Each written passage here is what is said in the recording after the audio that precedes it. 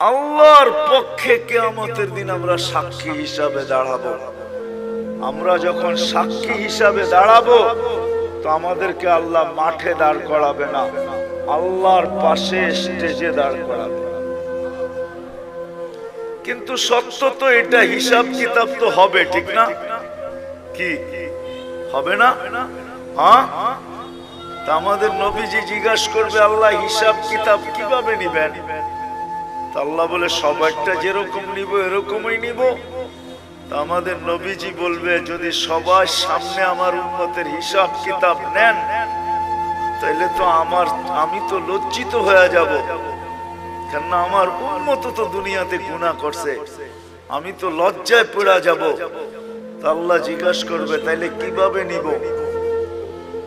তো নবীজি বলবেন যে আমাকে নিতে দেন, আমি আলাদা ভাবে নেই। আল্লাহ প্রশ্ন করবে আপনাকে যদি নিতে দেই তো আপনিও তো আপনার উম্মতের গুনাহগুলা দেখবেন, তখনও তো আপনার চেহারাটা লজ্জায় ছোট হয়ে যাবে যে তোমরা আমার উম্মত হয়ে এই গুনাহ করলা, তো করলা কি করে, ঠিক না? সত্য তো? আল্লাহ জবাব দিবে বন্ধু ওয়াদা আপনার চেহারা আমি লজ্জিত করব না, বিদায় আপনার উম্মতের হিসাব কিতাব নিব আমি বটে, কারো সামনে না, আপনার সামনেও না, আমি পর্দার ভিতরে নিয়ে নিব, আপনাকেও জানতে দিব না, কাউকে জানতে দিব না। তো আমরা আল্লাহর বড় কাছের, বড় মহব্বতের, এই জন্য আমাদের বয়সটা খুব কম, কেননা আল্লাহ চান না এই উম্মত বেশি ক্লান্ত হোক, কেননা যতদিন থাকবে তত ক্লান্ত হইতে থাকবে, ঠিক না? কি বলেন? মনে হয় বুঝাইতে পারতেছি না। যত বেশি দিন থাকবো তত বেশি কি 950 বৎসর নূহ আলাইহিস সালাম ছিলেন, তো নিজেই ক্লান্তির কথা কোরআনে বলতেছেন, দাউতু কওমি লাইলাম ওয়া নাহারা, আমি 950 বৎসর রাত দিন দাওয়াত দিছি। এটা একটা ক্লান্তি না? না পরিশ্রম না? বিশাল পরিশ্রম, 950 বৎসর টানা রাত দিন। আমাদেরকে আল্লাহ বেশি বয়স দেন না এই জন্য যে আল্লাহ চান না আমরা বেশি পরিশ্রম করি, এই জন্য বয়স কমায় দিছেন। আমার মনে হয় আরো কম দিতে চাইছেন, কিন্তু ভাবছেন আবার এত কম দিলে কেউ আঙ্গুল উঠায় কিনা, এই জন্য 60-70 বৎসর দিছেন, বেশি দেন নাই। কোন উম্মত কতদিন থাকবে দুনিয়াতে এটা কোন নবী রাসূল বলা যায় না, কিন্তু আমাদের নবীজি আইসেই বলছে তোমাদের পরিশ্রম বেশি দিন করতে হবে না। আবার এটার উপরে একটা হাদিসও প্রমাণ আছে, আল্লাহর রাসূল উদাহরণ দিয়ে বুঝাইতে চাইছেন যে কেউ শ্রমিক রাখছেন সকাল থেকে জোহর পর্যন্ত, এতটুক সময়ের বিনিময় পাইছে। কেউ জোহর থেকে আসর পর্যন্ত, সে এতটুক সময়ের বিনিময় পাইছে। আর আমাদেরকে আল্লাহ সময় দিছেন আসর থেকে মাগরিব পর্যন্ত। এই জন্য হানাফি মুসাব বলে আসরের নামাজ একটু দেরি করে পড়ো, যাতে মাগরিব আর আসরের মধ্যখানে ঘন্টা খানিক সময় থাকে। এই জন্য আমরা আসর কিন্তু দেরি করে পড়ি, যেন মাগরিব আর আসরের ভিতরে সময় কম থাকে। আল্লাহ রাসূল বলছে তোমাদেরকে সকাল থেকে নিয়ে সন্ধ্যা পর্যন্ত বিনিময় দেওয়া হবে। বুঝা গেল খাটাইলেনও কম, আবার বিনিময়ের গাট্টিও দিলেন বড়। গাট্টি বোঝেন? সওয়াবও দিলেন অনেক বেশি, সওয়াবও দিলেন বেশি বেশি। আল্লাহর আমাদের সাথে একটা মহব্বত আছে, মহব্বত, ভালোবাসা। অনেকগুলো প্রমাণ দেওয়া যায়, বড় বড় প্রমাণ দেওয়া যায়। চলেন দুই একটা প্রমাণ দেই, যদি বুঝে আসে। বুঝে যদি আসে তাহলে দুই একটা প্রমাণ দেই। আল্লাহ নামাজ আমাদের উপরে ফরজ করছেন, ঠিক না? হ্যাঁ, কিন্তু পড়ে কয়জন? শতকরা কয়জন পড়ে? আরে বলেন না, কয়জন? কয়জন? 5 ওয়াক্ত নামাজ শতকরা কয়জন পড়ে? হ্যাঁ, কয় পার্সেন্ট পড়ে? হ্যাঁ, 2%। কত? আমি মাইনা নিলাম 10% পড়ে। শতকরা 10 জন 5 ওয়াক্ত নামাজ পড়ে, ঠিক না? 90 জন কি করে না? কি করে না? পড়ে না। তাহলে এদের ফরজের ঘাটতি হইল না? হইল না? হইল? মনে হয় বোঝেন না আপনারা আমার কথা। ঘাটতি হইল না? হইল না? হ্যাঁ, কিন্তু আল্লাহ কতটুকু ভালোবাসে। আল্লাহ আমাদের ফরজের ঘাটতি থাকতে দিতে চান না। এই জন্য আল্লাহ সিস্টেম করছে, রমজানে 70 গুণ ফরজরে বাড়ায় দিছে। এটা কিন্তু ভালোবাসার বিনিময়। আল্লাহ চান না ফরজের ঘাটতি থাকুক, অথচ শতকরা 90 জন পড়ে না। আল্লাহ বলে তোমাদের ফরজের ঘাটতি আমি থাকতে দিতে চাই না, কেননা তোমাদেরকে ভালোবাসি। তোমাদের ফরজের ঘাটতি থাকলে, ভালোবাসার ঘাটতি থাকা দুইটা একসাথে কখনো একসাথে মিলিত হইতে পারে না। এটা শোভা পায় না যে তোমাদের ফরজের ঘাটতি থাকুক। তো আল্লাহ বলে সারা বছর ঘাটতি হোক, তাতে কিছু আসে যায় না। রমজানে 70 গুণ বাড়ায়া দিলাম ফরজ। এক রমজান পড়লে সারা বৎসরের ঘাটতি পুরা হওয়ার পরেও বিরাট বড় একটা ঘাটতি তোমাদের কাছে থেকে যাবে। মনে হয় বুঝাইতে পারি না। আল্লাহ ভালোবাসেন, এই জন্য আল্লাহ আমাদেরকে ভালোবাসেন। কয়জন শতকরা কোরআন শরীফ পড়তে পারে? শতকরা কয়জন পারে জানেন? এই মজমায় যত লোক আছে মাদ্রাসার ছাত্র ছাড়া কয়জন আমরা কোরআন পড়তে পারি? বেশিরভাগই পারি না, ঠিক না? হ্যাঁ, বুঝা গেল শতকরা 90 জনই কোরআন পড়তে পারে না। চলেন 90 জন না হোক, শতকরা 60 জন তো কোরআন পড়তে পারে না, এটা সত্য, ঠিক না? হ্যাঁ, যে কোরআন পড়তে পারে না সে কি কোরআন খতমের সওয়াব পাইতে পারে? হ্যাঁ, যে কোরআন পড়তে পারে না সে তো কোরআন খতমের সওয়াব পাইতো পাওয়াটা সম্ভব না, কেন কোরআনই তো পড়তে পারে না, খতমের সওয়াব কোত্থেকে পাবে? কিন্তু আল্লাহ আমাদেরকে ভালোবাসেন, এই জন্য আল্লাহ বলে কোরআন তোমাদেরকে দিলাম, পড়তে পারো আর না পারো, খতমের সওয়াবের থেকে তুমি বঞ্চিত হও, এটা আমি আল্লাহ চাই না। আর এটা ভালোবাসা, এটা বুঝায়ও না যে তুমি খতমের সওয়াবের থেকে বঞ্চিত হবে। বিদায় আল্লাহ সূরা ইখলাস দিবেন যে একবার পড়বা 10 পারা, দুইবার পড়বা 20 পারা, তিনবার পড়বা, খতমের সওয়াব মিললো না? মিললো না? হ্যাঁ, মিলছে? সত্য তো? হ্যাঁ, পাক্কা? হ্যাঁ, এটা আল্লাহ ভালোবাসেন, এই জন্য আল্লাহ সূরা ইখলাস দিবেন। ইখলাস দিবেন, সূরা ইখলাস দিবেন। নামাজ আল্লাহ আমাদেরকে দিবেন, কিন্তু যতজনই শুনছেন নামাজ আমাদেরকে দিবেন, সবাই বলছে পড়বে কি কইরা, তাও 50 ওয়াক্ত কি করে পড়বে এরা? তো মুসা আলাইহিস সালাম আমাদের নবীজিকে বইলা কয়া কমাইতে বলছেন, কমায় নিয়ে আসেন। তা আমাদের নবীজির কথা বুঝে আসছে, উনি যা কমাইতে কমাইতে 5-এ নিয়ে আসছেন।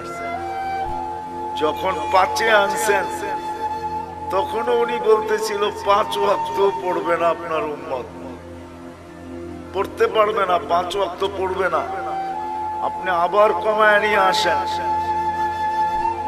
কিন্তু আমাদের নবীজি বলছে আমার লজ্জা লাগে। কিন্তু মুসা আলাইহিস সালাম বারবার বলতেছে পড়বে না, লজ্জার দিকে তাকায় লাভ নাই, জান কমায় নিয়ে আসেন। আপনার উম্মত 5 ওয়াক্ত পড়তে পারবে না, আমি তো 2 ওয়াক্ত পড়াইতে পারি না, আপনার উম্মত 5 ওয়াক্ত পড়বে কি করে, কমায় নিয়ে আসেন। আল্লাহ ভালোবাসে, এই জন্য কানে কানে বইলা দিছে 5 ওয়াক্ত নিয়ে যান, আমি নিজে সবাইকে ডাইকা ডাইকা পড়ায় নিব।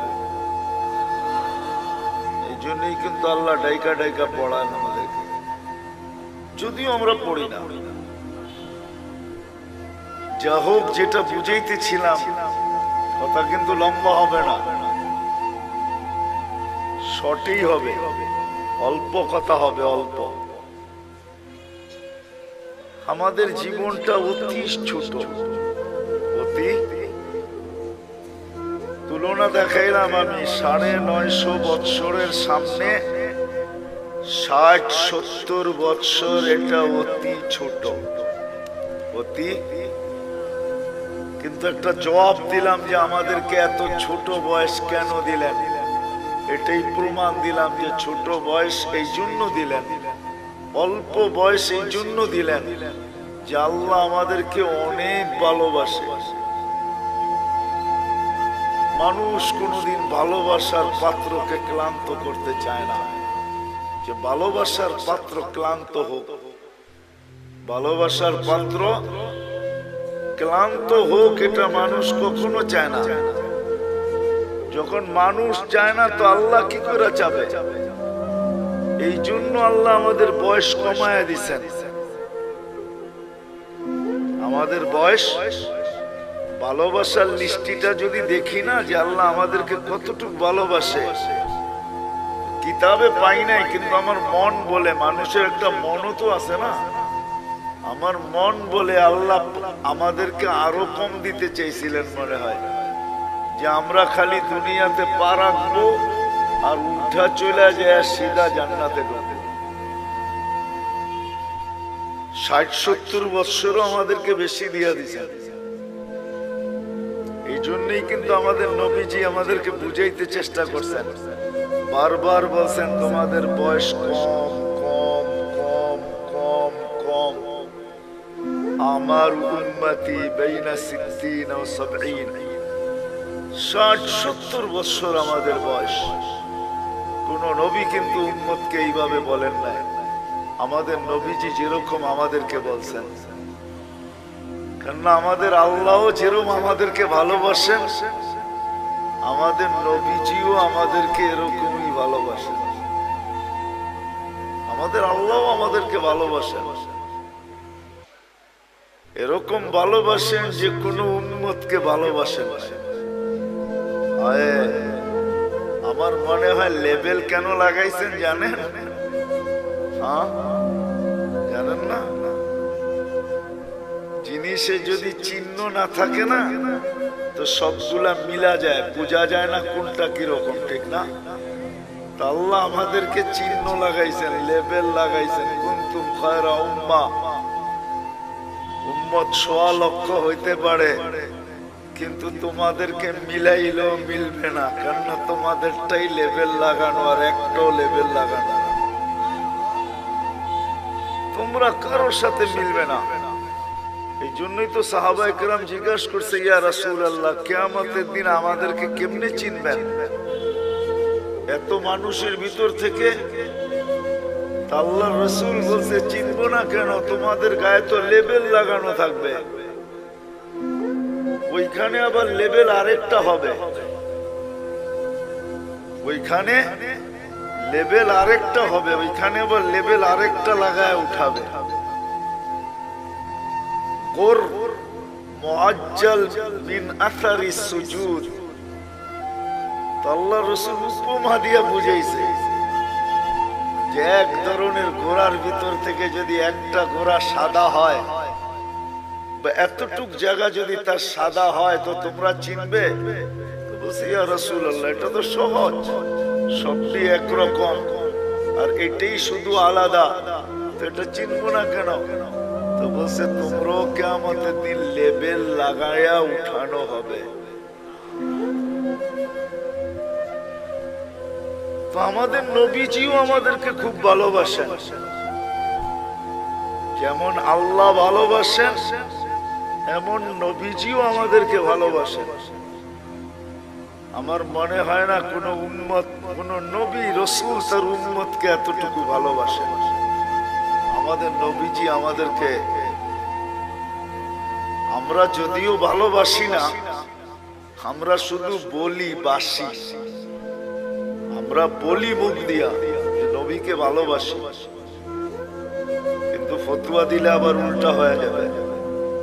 জানি না এলাকার মানুষ সইতে পারবেন কিনা, বলে ফেলবো? হ্যাঁ জিও বুঝেন। কিন্তু আব্দুল কাদের জিলানী রহমতুল্লাহ আলাইহি লেখছেন ফাতহুর রব্বানির ভিতরে, ওনার একটা কিতাব আছে ফাতহুর রব্বানি, ওটার ভিতরে উনি লেখছেন লিসানুকা মুমিন কলবুকা মুনাফিকুন। তোর জবানটা তো মুসলমান, তোর দিলটা তো মুনাফিক। আমরা মুখে তো বলি মোহাব্বত করি নবীকে, কিন্তু আসলে দিলে মোহাব্বত করি না। এই জন্য আমাদের মুখটা মুসলমান হইতে পারে কিন্তু দিলটা আমাদের মুনাফিক। আমরা মুখ দিয়ে বলি মোহাব্বত করি কিন্তু দিল দিয়া না। কি দিয়া না? দিল দিয়া। প্রমাণ দিব? এখানে একজনও নাই মাদ্রাসার তালেবে ইলম ছাড়া যে আমি এই বয়সে যতবার চুল কাটছি একবার ছায়া আমি সেলুনে বলছি আজকে আমার চুলটা আমার রাসূল সাল্লাল্লাহু আলাইহি ওয়াসাল্লাম যেমন পছন্দ করতেন ওরকম ভাবে কাইটা দেন। এই শব্দগুলা বইলা চুল কাটছি জীবনে একবার। যার বয়স যতটুকু, কি কাটছেন?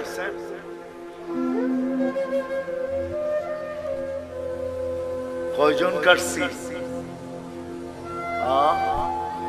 রাগ হয়ে গেলেন? তাইলে বুঝা গেল এইটা আর এটা এক না, এটা আর এটা, এটা আর এটা এক না। মোহব্বত করি এটা তো বললাম, কিন্তু আমাদের জীবনে নবীজির সুন্নত কতটুকু আছে বলেন? কবির কথাই তো সত্য, তাসির রাসূল ওয়া তুযহিরু হুব্বাহু। কবির কথা আর আব্দুল কাদের জিলানী রহমতুল্লাহ আলাইহির কথা মিলা গেছে। তাসির রাসূল ওয়া তুযহিরু হুব্বাহু, রাসূলের মোহাব্বত করো এটা তো বলো, কিন্তু সর্বক্ষেত্রে নবীর বিরোধিতা করো, সুন্নতকে মানো না। তো কবি বলে তুমি যে কেমন মোহাব্বতকারী এটা আমার বুঝিয়ে আসলো না। যেটা আবার কেমন মোহাব্বতকারী বলো তো? মোহাব্বত করি তো আমাদের আল্লাহও আমাদেরকে মোহাব্বত করেন, এই জন্য বয়স আমাদেরকে বেশি দেন নাই। কেননা মোহাব্বতের পাত্র বেশি ক্লান্ত হোক এটা কেউ চায় না। যার ঘরে মেয়ে নাই, শুধু ছেলে আর ছেলে, তো এক সময় স্বামী স্ত্রী দুইজন মিলা বলে মেয়ে নাই, কি হয়েছে? ছেলে তো আছে, ছেলে দিয়া মেয়ে নিয়ে আসবো আর মেয়ের মতো পালবো। জিও বুঝে আসতেছে? তখন শাশুড়ি আর বউদেরকে কাজ করতে দেয় না, কেন? মহব্বত করে। আল্লাহ আমাদেরকে মহব্বত করেন, এই জন্য বয়স দিচ্ছেন কম। আমরা বেশি খাটি, এটা আল্লাহ চায় না। আমি প্রমাণ দিছি, আরো কয়েক ডজন না কয়েক শত ডজন দেওয়া যাবে। আমাদের নবীজিও আমাদেরকে মহব্বত করেন। যদি মহব্বত না করতেন তাহলে আল্লাহ বলতেন না হারিসুম বিল মুমিনিন রাউফুর রহিম। এই শব্দগুলো আল্লাহ কোনোদিন বলতেন না। আমাদের নবীজিও আমাদেরকে মহব্বত করেন। যদিও আমরা নবীকে মহব্বত করি না, আমি তো একটা প্রমাণ দেখাইলাম, একজন ছাড়া আর কেউ হা বলতে পারলো না। আমরা নবীকে মহব্বত করি না, নবীজি আমাদেরকে মহব্বত করেন। নবীজি আমাদেরকে মহব্বত করেন। মনে হয় নিজের আপন জনকেও এতটুকু মহব্বত করেন নাই যতটুকু উম্মতকে মহব্বত করতেন, করতেছেন, করবেন। নবীজি আমাদেরকে মহব্বত করতেন, এখনো করতেছে আর করবে। মহব্বত উম্মতকে। চলেন একটা মোটা উদাহরণ দিই, যদি বুঝে আসে। তাও হাদিস থেকে বানায় না।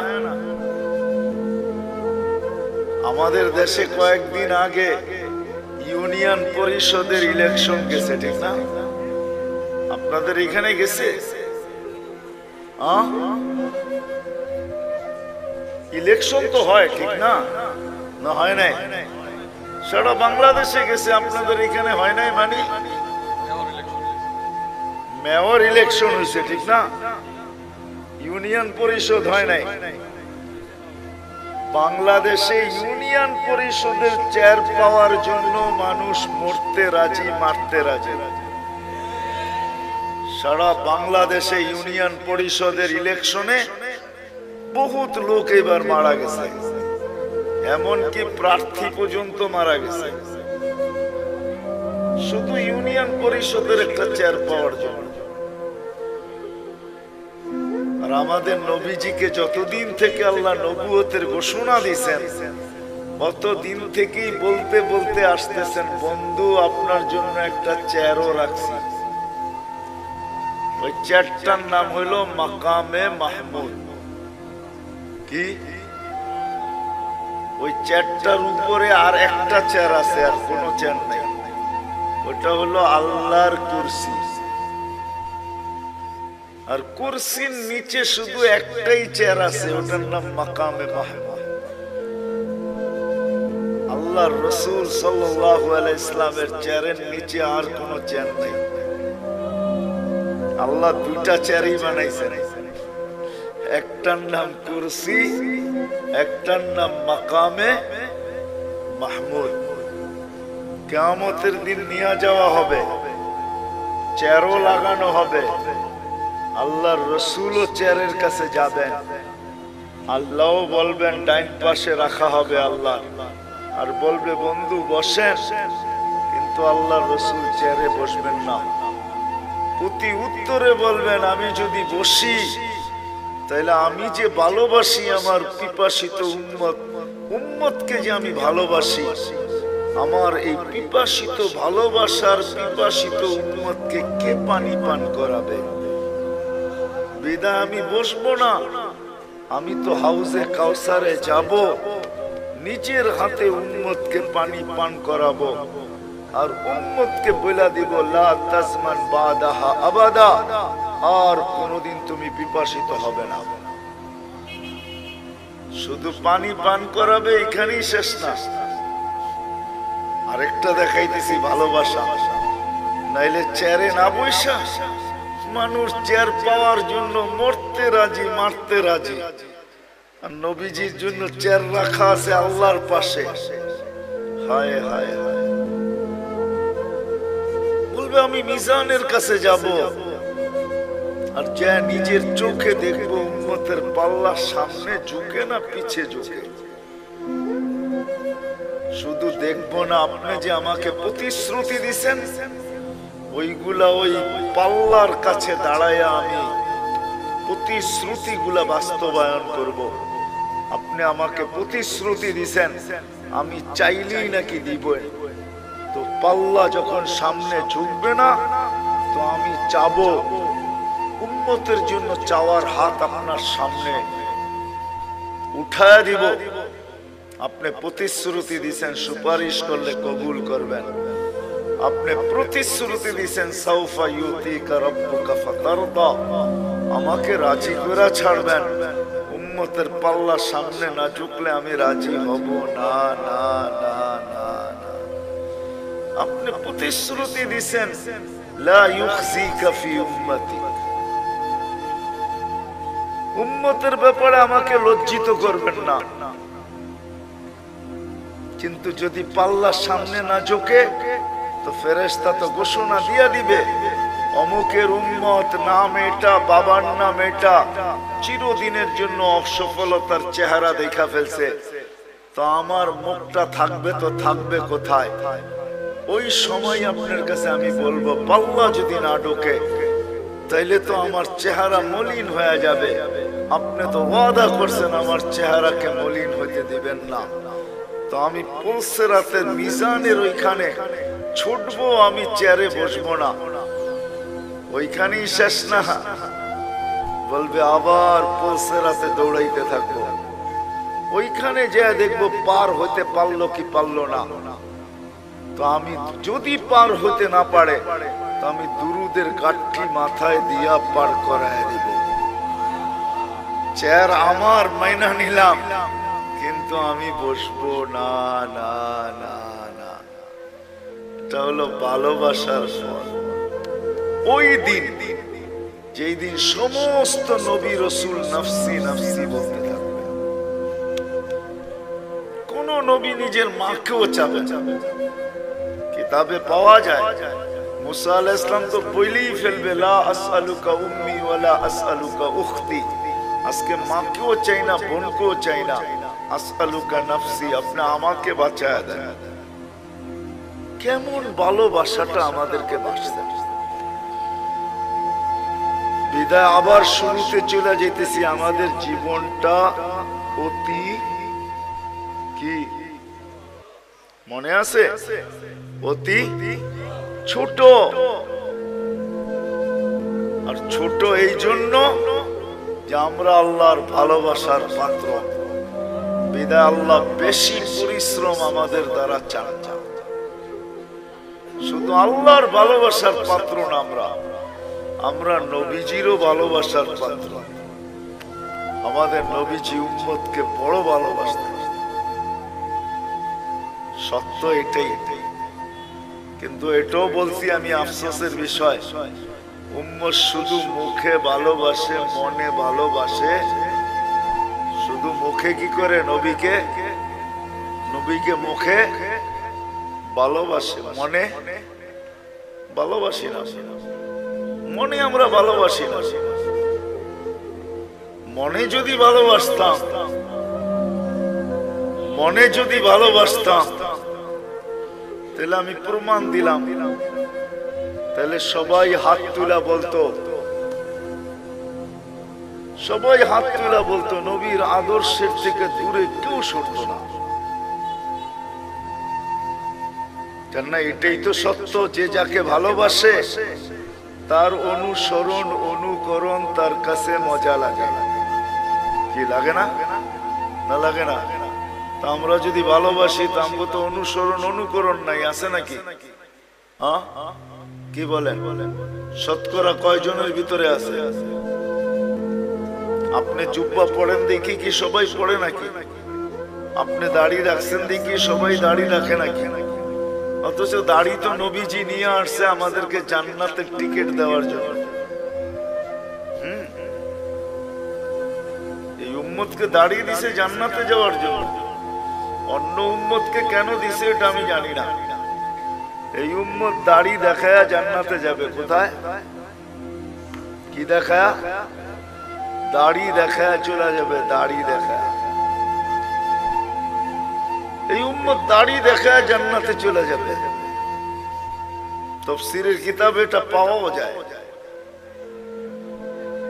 মুসা আলাইহিস সালামের ব্যঙ্গ করতো একটা লোক, এটার নাম সামেরি ছিল। সামেরি মুসা আলাইহিস সালামকে ব্যঙ্গ করতো। ব্যঙ্গ বোঝেন তো? ব্যঙ্গ করতো নকল করা দ্বারা।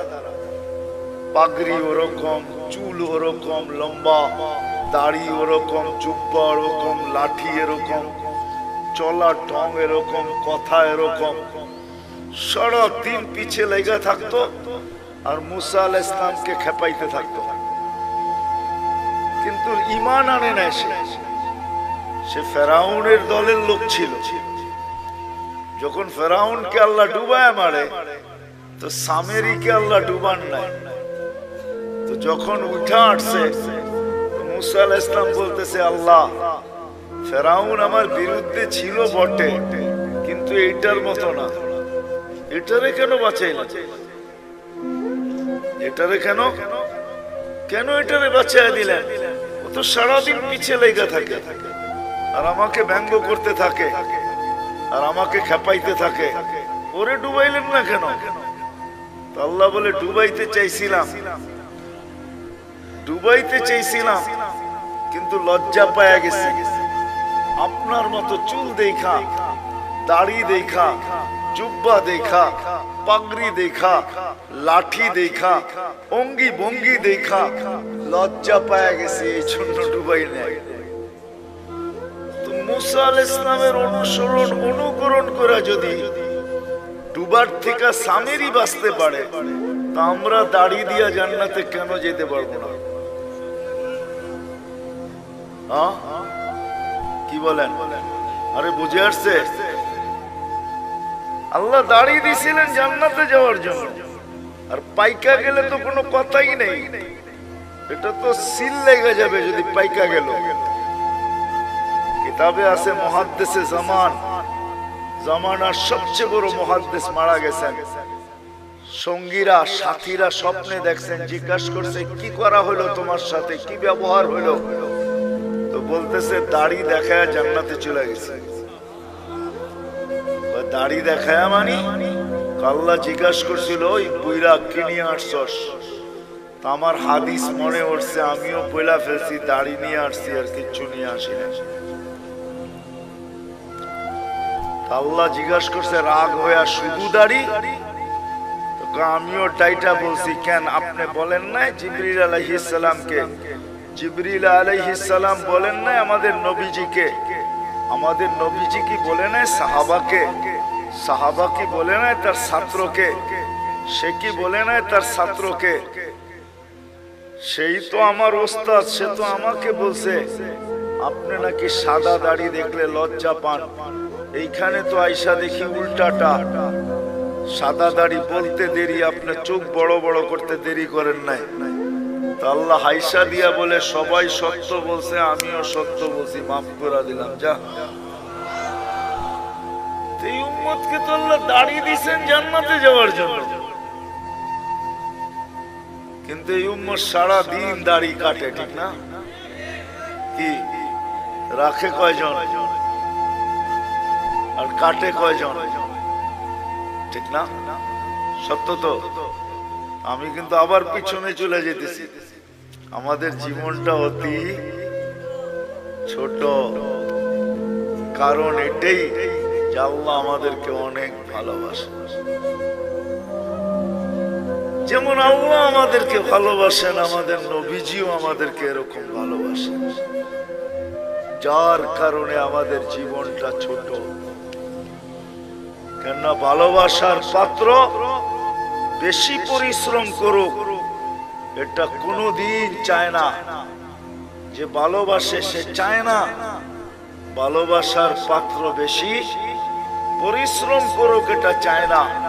বিদায় আমাদের নবীজিও চায় না, আল্লাহও চায় না আমরা লম্বা জীবন পাই। আর একটা কারণও আছে, কিন্তু হাদিস মনে উঠলো এই জন্য বলতেছি। আমরা যে বেশি পরিশ্রম না করি এটার একটা প্রমাণ দিতেছি বয়সের হাদিস দিয়া। এই উম্মতের বয়সের অনেক দাম। 40-এ যখন পা দেয় তো এই উম্মতের দুই তিনটা রোগ আর হয় না। 15 থেকে নিয়ে 40 পর্যন্ত যদি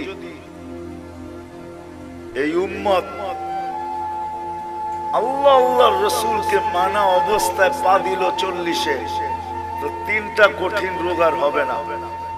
শ্বেত রোগ হবে না, পাগল হবে না, কুষ্ঠ রোগ হবে না। 50-এ যখন পা দিবে তখন আর কঠিন হিসাব হবে না। 60-এ যখন পা দিবে তো ফেরেশতা তাকে ভালোবাসতে শুরু করবে। 70-এ যখন পা দিবে তো আল্লাহ এই ব্যক্তির আল্লাহর কাছে চলে যান, এটা আল্লাহ আকাঙ্ক্ষা করবে যে এখন তুমি আমার কাছে চলে আসো। 80-তে যখন পা দিবে, ভালোবাসা দেখাইতেছি কিন্তু ভালোবাসা, 80-তে যখন পা দিবে তা আল্লাহ বলবে গুনাহ লেখো না, কেননা 70-এর উপরে পার হয়ে গেছে, তো ভালোবাসা 8 বেড়ে গেছে, ঠিক না? আরে হইল নাকি? গুনাহ লেখো না, গুনাহ লেখা হয় না। 90-তে যখন পা দেয়, 90-তে 90 বছর বয়সে পা দিয়া ফেলছে, তা আল্লাহ বলে আগে পিছের গুনাহ আর রাখো না। এটা কি ভালোবাসার প্রমাণ যে আল্লাহ কত ভালোবাসে। আগে পিছের গুনাহ মাফ। আল্লাহ বলে পিঠে লেখা দাও, এটা আল্লাহর কয়েদি আল্লাহর জমিনে এখনো রাখা আছে। আল্লাহ আমাদেরকে ভালোবাসেন, এই জন্য আমাদের বয়স কম। রাসূলুল্লাহ সাল্লাল্লাহু আলাইহি ওয়াসাল্লাম আমাদেরকে কি বাসেন? আমাদেরকে ভালোবাসেন। কিন্তু আফসোস এই জায়গায় যে আপনি আর আমি কতটুকু ভালোবাসি। এই জন্যই আবারও বলতেছি, আমাদের জীবনটা অতি আমরা দোনো দিক থেকে ভালোবাসার পাত্র। দোনো দিক থেকে, দোনো দিক বুঝেন? আল্লাহর পক্ষ থেকেও আমরা ভালোবাসার পাত্র, আমাদের নবীজির পক্ষ থেকেও আমরা ভালোবাসার পাত্র। চলেন একটা হাদিস মনে উঠলো, শুনাই। যদিও কিয়ামতের দিন আমাদেরকে আল্লাহ দাঁড় করাবে না, কোথায়? কিয়ামতের মাঠে আল্লাহ আমাদেরকে দাঁড় করাবে না। আমরা কিয়ামতের মাঠে ইনশাআল্লাহ দাঁড়াবো না। বলেন ইনশাআল্লাহ আমরা কিয়ামতের মাঠে দাঁড়াবো না। আমাদেরকে এর জন্য আল্লাহ স্টেজ বানাবে আল্লাহর পাশে। ওই স্টেজে আমরা দাঁড়াবো, ওই স্টেজে দাঁড়াবো আমরা।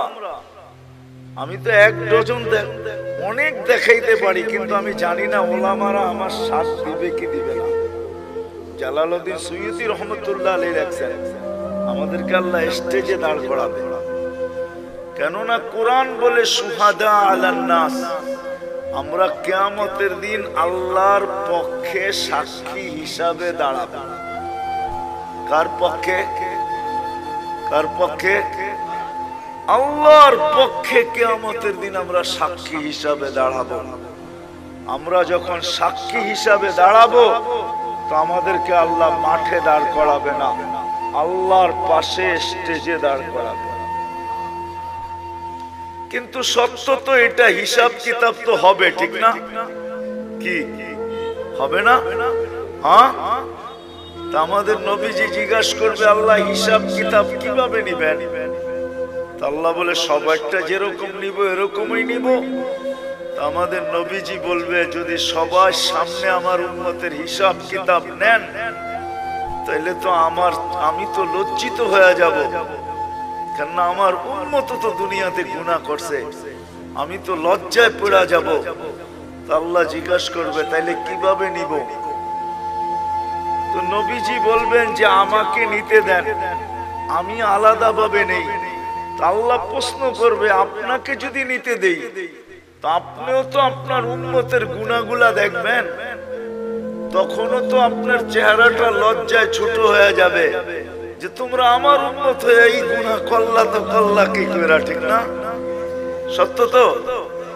আল্লাহ জবাব দিবে, বন্ধু ওয়াদা আপনার চেহারা আমি লজ্জিত করব না, বিদায় আপনার উম্মতের হিসাব কিতাব নিব আমি বটে, কারো সামনে না, আপনার সামনেও না, আমি পর্দার ভিতরে নিয়ে নিব, আপনাকেও জানতে দিব না, কাউকে জানতে দিব না। বিদায় আমি শেষ জায়গায় চলে আসছি।